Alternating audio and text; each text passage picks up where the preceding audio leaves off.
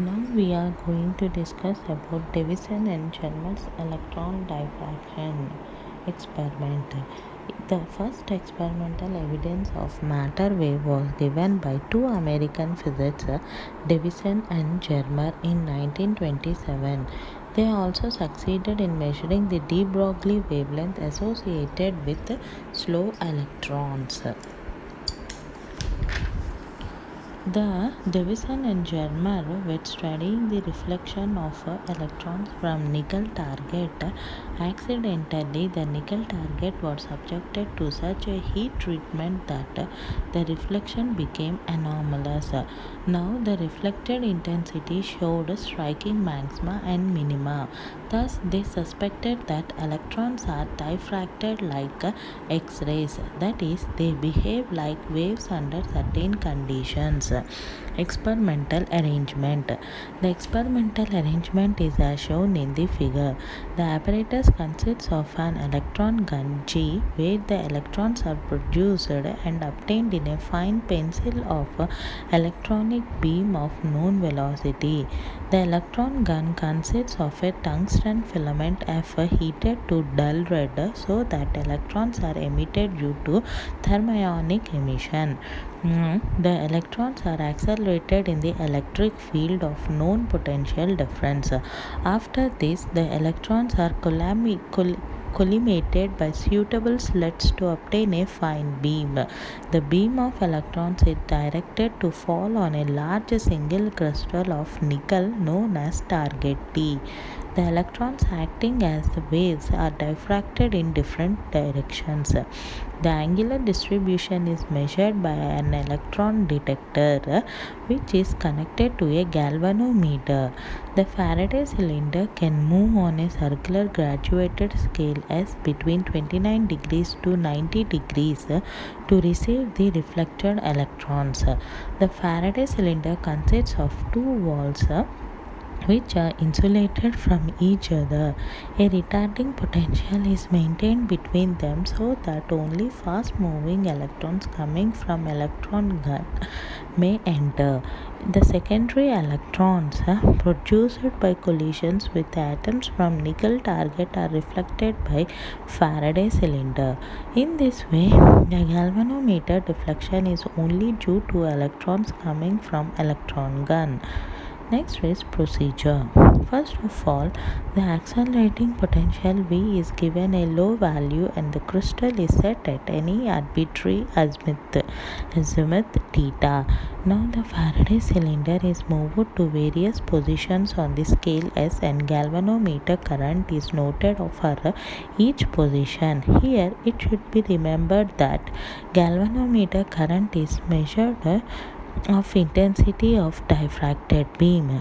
A graph is then plotted between galvanometer current against theta, angle theta between incident beam and beam entering by the cylinder. The observations are repeated for different accelerating potentials. The corresponding curves are shown in the figures. Now, what are the observations are? It is observed that a bump begins to appear in the curve for 44-volt electrons. Following points are observed. First one, with increasing potential, the bump moves upwards. Second point is the bump becomes most prominent in the curve for 54-volt becomes electrons at theta equals to 50 degrees. Point 3, at higher potential the bumps gradually disappear. The bump in its most prominent states verifies the existence of electron waves. According to de Broglie, the wavelength associated with electron accelerated to a potential V is given by lambda equals to 12.26 by under root V angstrom units. Hence, the wavelength associated with 54-volt electrons is lambda equals to 1.67 angstrom units. Confirmation is from X-ray analysis, it is known that a nickel crystal acts as a plane diffraction grating with the grating space D equals to 0.91 angstrom units. According to experiment, we have diffracted electron beam at theta equals to 50 degrees. The corresponding angle of incidence relative to the family of Bragg planes theta dash equals to 65 degrees.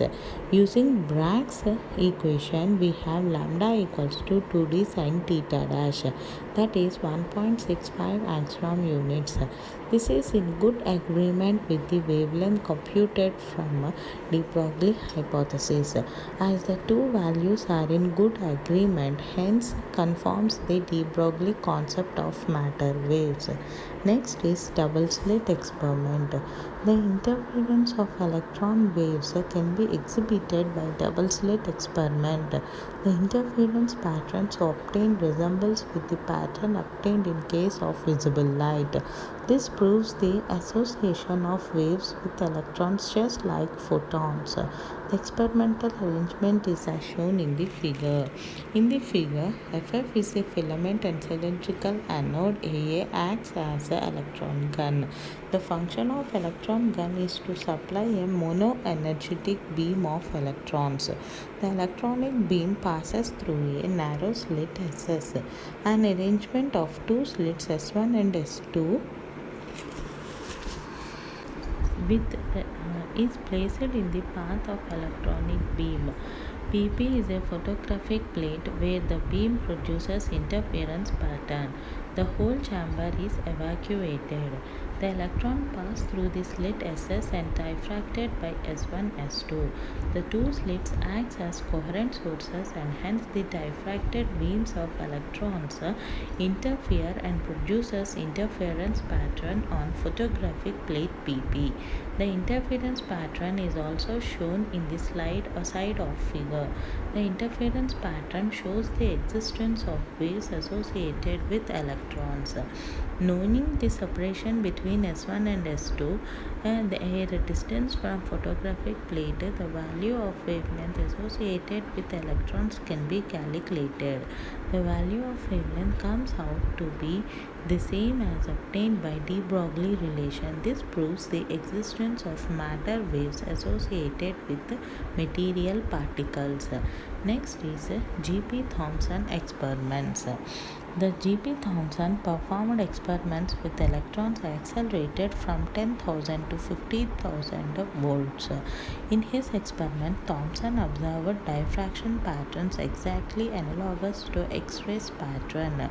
Moreover, it was able to determine the wavelengths associated with electrons. Since diffraction patterns are only possible provided the waves are associated with material particles, hence his experiment supported the concept of matter waves. Experimental arrangement is as shown in figure. The high energy electron beam is produced by the cathode C. The beam is excited with potentials up to 50,000 volts. A fine pencil of this beam is obtained by passing it through the slit or diaphragm S. The accelerating fine beam of electrons now falls on a thin film G of gold or aluminium. The photograph of the beam from the foil is recorded on a photographic plate P. Whole of the apparatus is exhausted to a high vacuum so that the electrons may not lose their energy in collisions with the molecules of the gas. Conformation. After developing the plate, a symmetrical pattern consisting of concentric rings about a central spot is obtained as shown in the figure. This pattern is similar as produced by X-rays. To be sure that this pattern is due to the electrons or due to X-rays generated by the electrons in their passage through the foil in the discharge tube are deflected by magnetic field. It was observed that the beam shifts correspondingly, showing thereby that the pattern is produced by electrons and not by X-rays. The observed rings can only be interpreted by considering that the diffraction pattern of the incoming beam is due to the diffraction of electrons by the foil, as the diffraction pattern can only be produced by waves and not by the particles. So Thomson concluded that electrons behave like waves. Conclusions. The following conclusions are drawn. First one, Thomson experiment clearly demonstrated the existence of matter waves because the diffraction pattern can be produced by the waves. Second one, Thomson calculated the wavelength associated with the electrons with the help of diffraction rings. Third one, the calculated wavelengths obtained by diffraction pattern agree well with the wavelength obtained by de Broglie relation. Fourth one, the associated wavelength depends only on the accelerating voltage and is independent of the material of the target. Complementary. According to the complementary principle, the wave and particle nature of matters and light are complementary rather than contradictory. That is, both aspects are necessary to have a complete picture of the system. Both these aspects have never been shown in a single experiment. Consider an experimental arrangement in which light is diffracted by a double slit and is detected on a screen that consists of many adjacent photoelectric cells. The photoelectric cells respond to photons. However, if we plot the number of photons each cell counts in a certain period of time against the location of cell, a wave-like pattern is obtained. It follows that only experiment which can be devised displays either the practical like characteristics or wave-like characteristics of the system. Moreover, the wave and particle pictures give complementary description of the same pattern. Next is construction of wave packet. We have seen that a wave property is associated with a moving particle, material particle. The particle wave can be represented by an algebraic function of space and time coordinates called the wave function of the particle. Also, the wave-like phenomena should be localized in the neighborhood of the particle so that the position of the particle can be defined. However, due to uncertainty principle, we cannot define the position of the particle very well. Hence, we can only represent the particle by a wave packet. A wave packet which defines the position or momentum of a particle to desired accuracy can be constructed by using superposition principle. The principle states that if a particle can be present in the state described by the wave functions psi1 and psi2, it can also be in all states described by the wave function constructed from phi1 and phi2 by linear combination.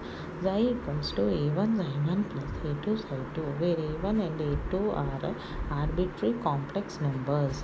If we multiply a wave function by an arbitrary non-vanishing complex number, the new wave function will correspond to the same state of particle. Let us consider the formation of wave packet. A simple harmonic wave of frequency nu equals to omega by 2 pi and wavelength lambda equals to pi by p can be represented as a cos 2 pi by lambda into x minus vt. Here v is the velocity of the motion of a point of constant phase on the wave. Defining a vector k having magnitude equal to and pointing in the direction of wave propagation, a cos kx minus omega t, where omega is 2 pi nu, v ph equals to omega pi k. Now a wave packet can be constructed by the superposition of the waves of kind 2 interfering with each other in such a way that they cancel each other everywhere except in a limited region. Therefore, a wave packet can be written as psi x comma t equals to integral of k naught minus delta k to k naught plus delta k of a k cos cos kx minus omega t dk. Here omega k varies only in a small range of values of k. It is assumed that ak is negligible except when k lies in the interval k0 minus delta k less than or equal to k less than or equal to k0 plus delta k. If we assume that omega is slowly varying function of k, we can expand omega of k as a power series in k minus k0, retaining only the first two terms in the expansion. Omega of k equals to omega naught plus d omega by dk into k minus k naught, in which the subscript 0 specifies the value of the quantities k equals to k naught. Using the we get phi of x comma t will be equals to your a of k naught integral k naught minus omega delta k to k naught plus delta k a cos kx minus omega t minus k naught into omega t by dk of 0 t of dk. By solving this we get omega phi of kx comma t equals to 2a k naught sin of x minus d omega by dk of t delta k by x minus d omega by dk t cos k naught x minus omega naught t. Using sin a minus sin b, the above expression represents a wave packet of wavelength 2 pi by k naught and frequency omega naught by 2 pi with the amplitude given by a factor in front of function cos x naught x minus omega naught t. The form of amplitude of wave packet at t equals to 0 is as shown in the figure. The maximum value of the amplitude corresponds to the value x equals to 0, and this is equal to 2a k naught delta x. For x equals to xn equals to n lambda k, where n equals to plus or minus 1 plus or minus 2 so on, the amplitude reduces to 0. The value delta x equals to 2x1 equals to 2 pi by delta k can be considered to be as spatial width of the wave packet.